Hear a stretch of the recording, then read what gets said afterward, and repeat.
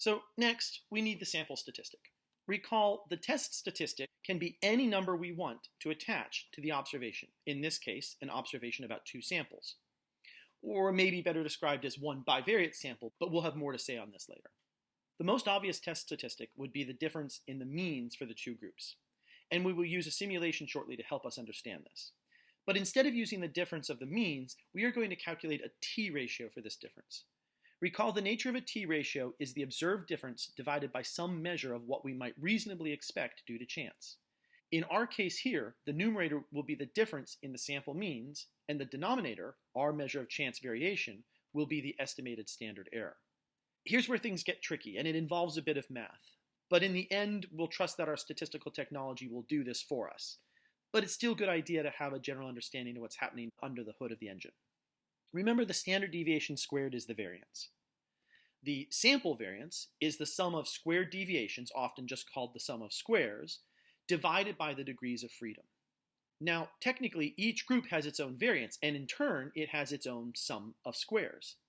What I need to do is create a pooled measure of the variance. To calculate this, we're going to do that thing that you were never told to do when adding fractions. We're going to add both the numerator and the denominator. So we have the sums of squares from our 2 groups in the numerator and the sums of our degrees of freedoms in the denominator. This will give us our estimate for the pooled variance. For those interested in this level of math, this is essentially a weighted average in this context. This is the pooled variance, the estimate for the variance we would expect for the population from which these 2 samples came. Again, there is an assumption that the 2 groups have the same population variance, and we'll address this assumption shortly. The square root of the pooled variance would give the pooled standard deviation, just as before, the square root of the variance is the standard deviation. But we need the estimated standard error. Recall, this was the denominator in the t-ratio. How did we get standard error previously? Well, we divided the standard deviation by the square root of the sample size. We do the same thing here essentially, but we need a 2-sample version of this. So what we do is we take 1 over each of the sample sizes, add that, and take the square root. And that essentially becomes our divide by square root of n factor for our 2 groups. So to understand this, we're going to think of not the standard deviation divided by the square root of n, but if we sort of square everything, we would have the variance divided by n, and then we would take the square root of that. So we do this for each sample, add them, and then we take the square root. That gives us the formula that we have here. Remember, we don't need to memorize this formula. We just need to trust that the statistical software is giving us the correct value. And we need to know how to interpret the information.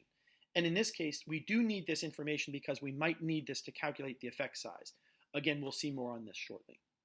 So what I'd like to do now is walk through the Excel demo handout that has been prepared here. So what we see here is the first column has the data from the easy to hard group, and the second column has the hard to easy group. So column A has the first set of data, column B has the second set of data.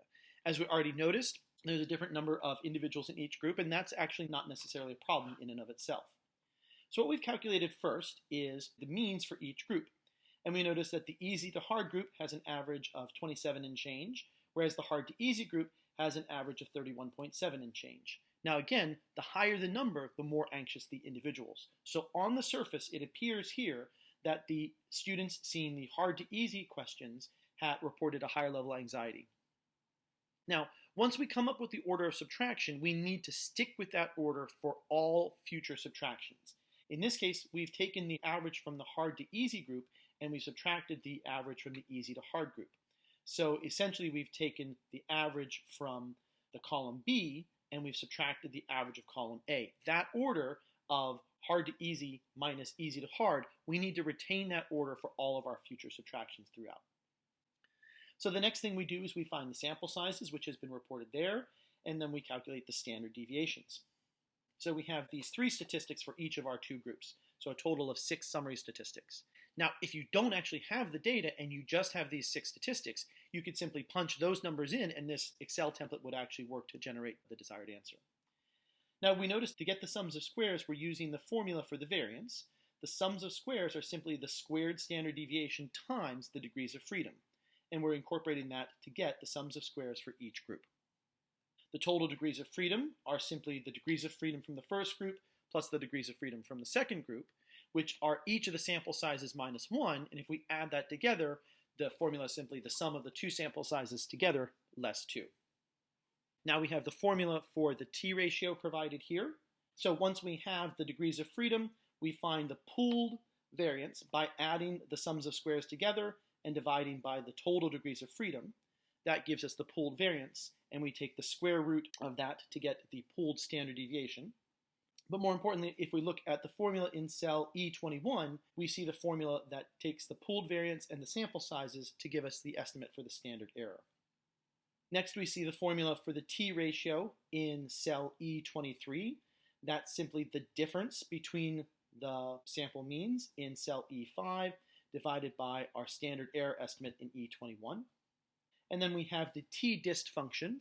The t-dist function will give us the p-value associated with this t-ratio and this degree of freedom. So we notice that in the t-dist function, we're using the abs function, because if it had been the case that the t-ratio were negative, Excel would actually throw a bit of a temper tantrum in this case. So we're fixing that by putting it in the absolute value function, abs E23. The second argument, E19, is the degrees of freedom. And because this is a two-tailed test, we have the value 2 as the final argument.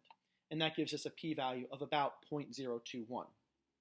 Now, those of you that would like to sort of skip everything that went ahead of this and are comfortable working with larger and more abstract functions are welcome to use the t-test function. In this case, you simply tell it the range of data as the first two arguments. And then the third argument is the number of tails in the test that you're conducting, in this case 2. And that fourth and final argument in this function tells Excel what type of test you're actually calculating. Now there are three possibilities here. The first is the value 1, which tells Excel that it's a matched pairs, in which case there'd be a problem because the sample sizes aren't the same. But in this case, we've given it the value 2, which tells Excel that we want the two independent sample t-test. But that's assuming homoscedasticity, or assuming what we call equal variance across the groups. If we don't have equal variance, then we would put in the value 3 for that last argument. Now, I can appreciate students wanting to use this shortcut function, but I can also appreciate why students would want to do all of the steps to work it out.